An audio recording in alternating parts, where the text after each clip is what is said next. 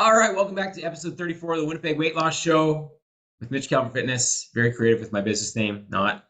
Uh, and we've got a special guest from across the pond in the UK, part of the Commonwealth. So we're on the same team, I think, when it comes down. Absolutely. Love it. Reece Hallard, welcome to the show. Dude, thank you so much for having me. I'm really excited to jump on and hopefully share some value. Absolutely, yeah. So for context, Reece is a fellow fitness coach. We're actually part of a mastermind together. We kind of, interestingly enough, we stumbled into each other in Caesar's Palace in Vegas while trying to find the restaurant where our group was meeting up and didn't have a clue. This place is a small city, right? So do you remember that Oh, night? it's huge. I mean, if I didn't bump into you, I'd probably still be finding my way out right now, a couple of months later on. Seriously, I was trying to use the GPS on my phone and that was no help I was indoors. to say. Yeah, it wasn't working. Nice.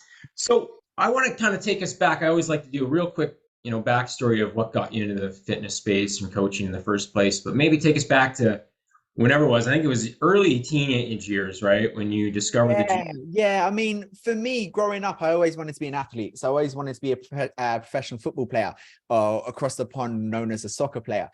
And, absolutely everything in my life was geared towards it. But what I found was I was consistently getting trials at professional football clubs. And every time I go, they'll go, you're neat, you're good, you're fast, but, you're weak. Right. Every time you're playing, you're weak, you get bullied off the ball. So when I turned 16, it was a case of me going, right, if I want to take this anywhere in career, I need to, sort my spaghetti noodle arms out. I'm too weak. Right. So I got into the gym, and at first my idea of this is going to be, right, I'll gain a little bit of size and compete a little bit better in my sport. But what I found was shocking to me. What I found when I went to the gym is all of a sudden I had confidence. Right. Because I always felt a little bit insecure about being pretty skinny. And, in school, it's only, playful banter, but, you just get picked on all the time for being super skinny, like the skinny kid. Right. So when I got into the gym, I found, right, I started to fill my t-shirts out a little bit more, and I weren't wearing baggy jumpers in the summer. I felt confident for once. And what I went there for turned out to be not the reason I stayed. So I kind of fell in love with, self-confidence and, building up my body. And I kind of fell in love with helping other people do the same, because I kind of see myself in the people I was helping when I became a trainer. So yeah, started off as a skinny kid, wanted to get bigger, and ended up falling in love with the process. I love it. Yeah, similar to mine. Obviously, I was the chubby kid, the other side of the pendulum, helping people like my former self. Absolutely. So that's an interesting backstory that kind of led that way. Now, I actually want to jump ahead to how you got into coaching, because you didn't necessarily see this as your career path, just like myself initially, right? Yeah, You were in the corporate world for a absolutely. while. So what kind of made you kind of make that jump, that leap of faith? Yeah, I mean, when I was going through, I was 16 at the time, and I really wanted to be a professional footballer. But at that moment in time, I was getting constant trials at professional clubs, and they were kind of saying you're good, but not quite good enough. So I thought, right, I need to find something to do with my career. And then I was thinking the next logical thing is I absolutely love health and fitness, so I'm going to give this thing a go, right? So I started an apprenticeship in personal training, and what happened was I transformed the first client's life. And I thought, this is where I'm meant to be. Like, the feeling I got was like, I thought nothing can compare to scoring a last minute winner in a football game, until something compared to scoring a last minute winner in a football game. Right. So I realized how passionate I was for helping other people transform their lives. And as soon as I kind of realized that, when I was doing my apprenticeship, so I was about 17 at the time, I thought, this is where I'm meant to be. Like, I kind of felt like this is my purpose. And every time I went to the professional football club, I got turned away for a reason, because it was pushing me in this direction.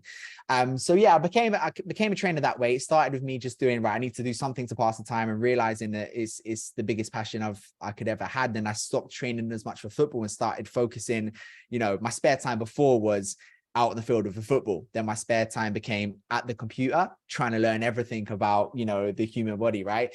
So yeah, about 17, I was still working as an apprentice. So yeah, I'm not too sure if you ever done like an apprenticeship, but I was basically a glorified cleaner. So I was cleaning the toilets, taking legs, bums and tums from time to time for £3 an hour, just trying to, get my qualifications so I can sit out on my own and make this work. I love it. Yeah, we do have to start at the ground floor, didn't we? I was in a Absolutely. big commercial gym, and you get the scraps kind of thing, the clients that don't no one else wants initially, Absolutely. but you were nice. Okay, so how long were you in the commercial gym space then before you transitioned online? I was in there all the way up until COVID. Okay. So my journey kind of reversed in COVID. So I was there all the way up until COVID hit, and then I went online, like most people did, because my intention was always to take it online. So I understood the power of how much more we can help people online. So it went online, but what I ended up doing was neglecting my body health and performance for my business, for my career, for my team members. And I ended up actually going to the opposite end of the spectrum, and I ended up gaining a bit of a pot belly and moves. So I thought it could never happen to me. I've always been a skinny kid. I thought I could never get fat. I find it impossible. Then in COVID, I did. And, I kind of felt like the 14 to 16-year-old Reece all over again, where I was unconfident and out of shape. So that's when I kind of focused on looking at the bigger picture a little bit as well. And, kind of thinking to myself, how can I take, my body health and performance beyond just how I look? And now I'll start thinking about performance and focus and productivity and energy. So yeah, my journey from the commercial gyms was about 3-4 years. And then I went online in COVID, came out, done about a month in the gym floor again. And I thought, I've got to do this whole thing online. Like the impact is just too high, So then I decided to take it all online from that point onwards. Burn the boats, right? No turning back. Absolutely. Yeah. How about yourself? How long was you in a commercial gym for?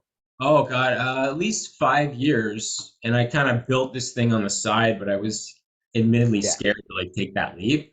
And eventually, it just came to a head where I had more clients on the side than in the gym, and I had to. So I'm glad I Yeah. did finally, but Of I'm never course. one to kind of leap into things. But you have Yeah. to, in order to grow to your full potential, you have to. 100%. I think it's the same thing, when people try to get ready for a body transformation, it's almost like they want to take that risk, but it can be a little bit scary. So, it kind of comes in different forms, right? Us taking that risk to jump online is the same for somebody taking that risk to give up a bit of their day to focus on their body health and performance, right? So, no, I can really relate to that because I was in the same position.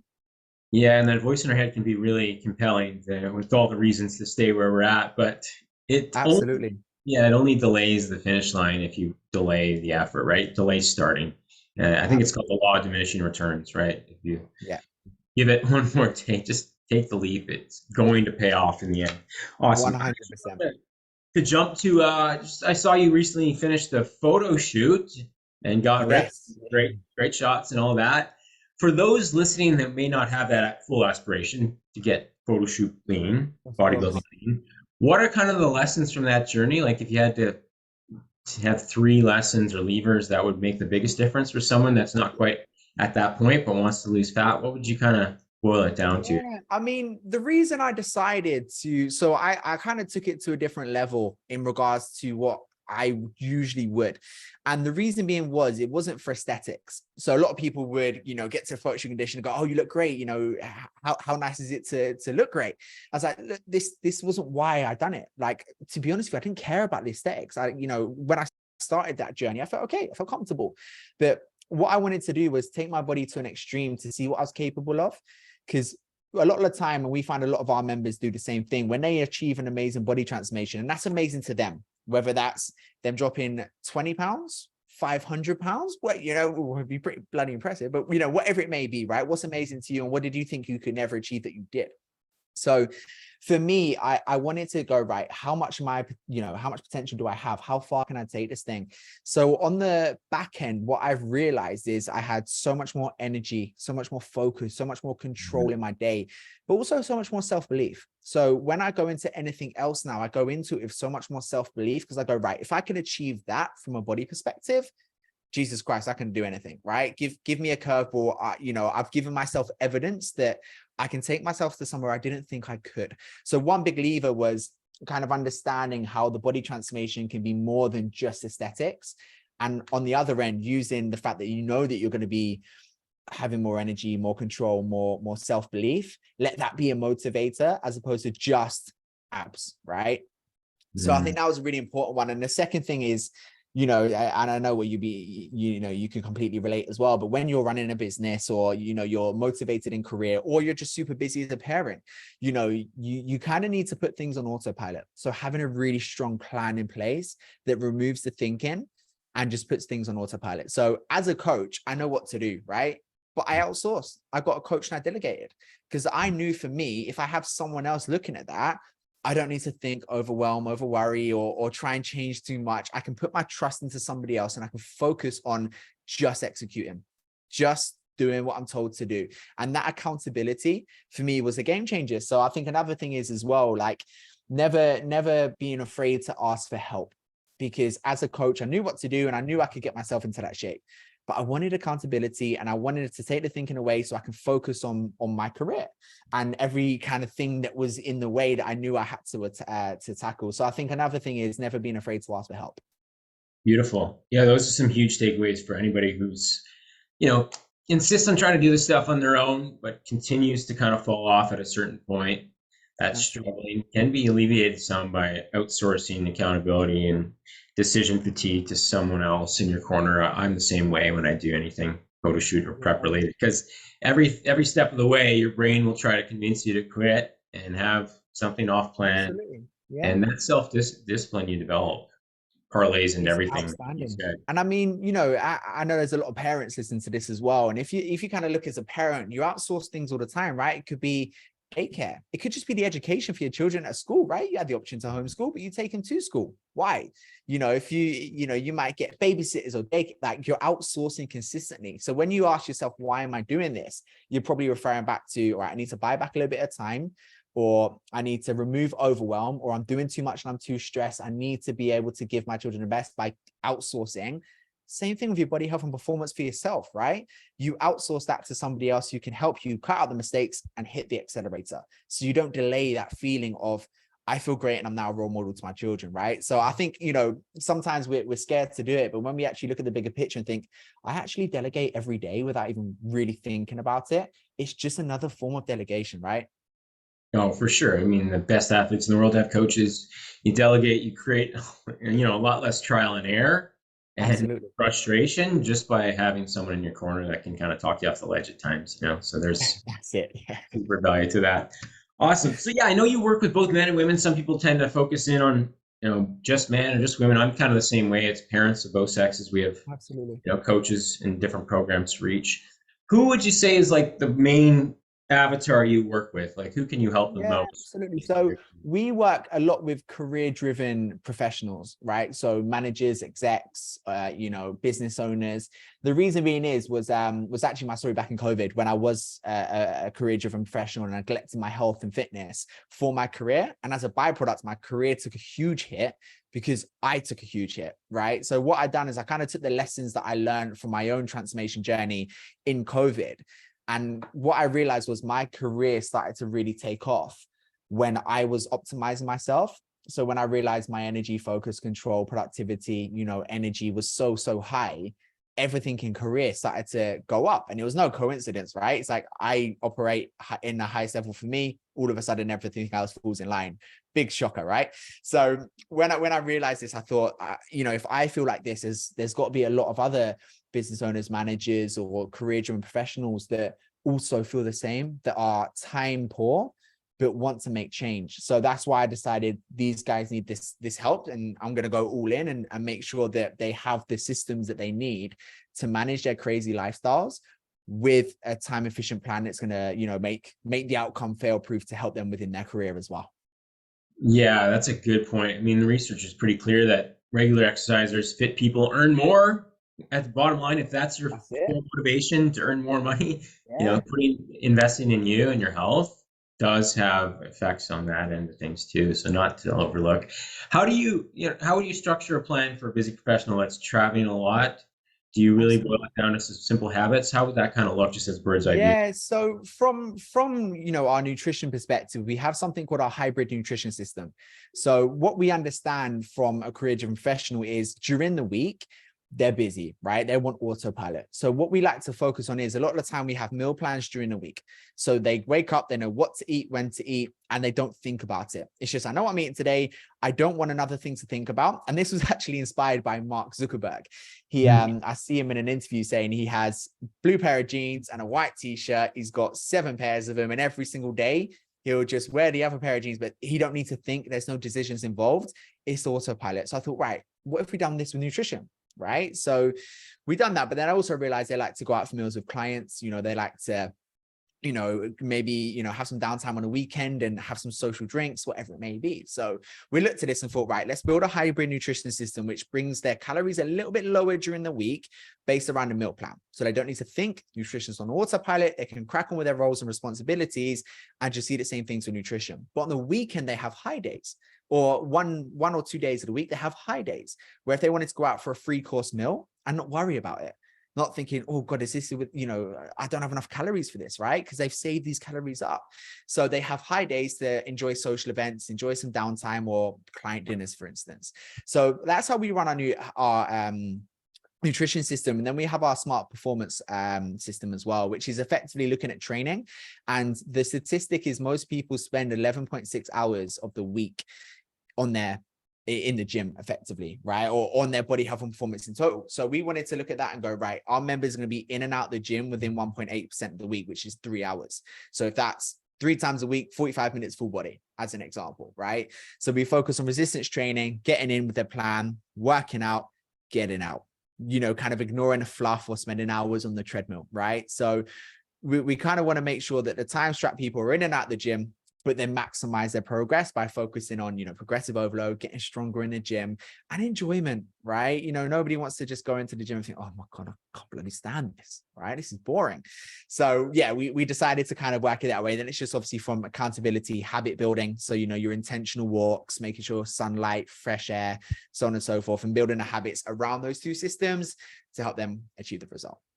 Yes, I love it. Simple is sophisticated in the end. And the more complex, the more someone like that, a busy professional with no time on their hands, will fail, right? So I love the structure of the high and low days, and especially during summer, this time of year in Canada. Social events, yeah. Yeah, go to the lake on the weekend. So if you just build a buffer, you can have those days and not feel like your plan's completely shot. So great way to approach That's it. Yeah. And we look at it like you want to take the average. So it's not just about being in a deficit 1 day of the week, 2 days of the week, 3 days. We look at it as a week, right?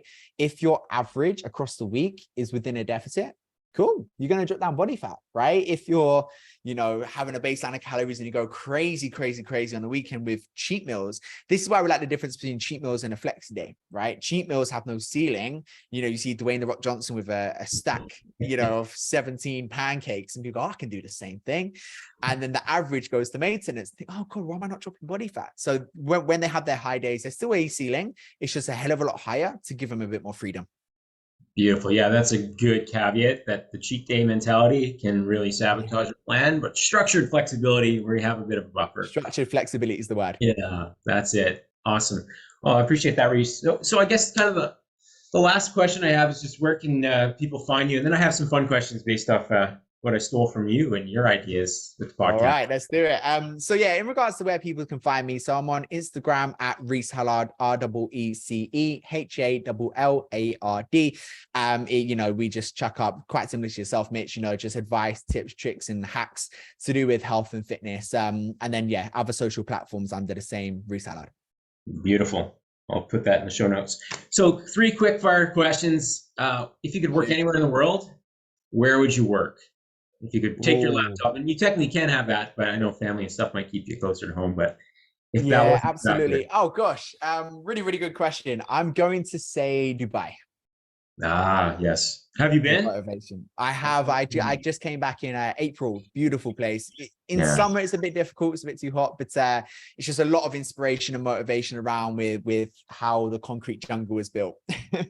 Oh, I could. Yeah, your abundance vibration would be very high. I imagine in a place like that. Yeah. It's not in real life. Awesome.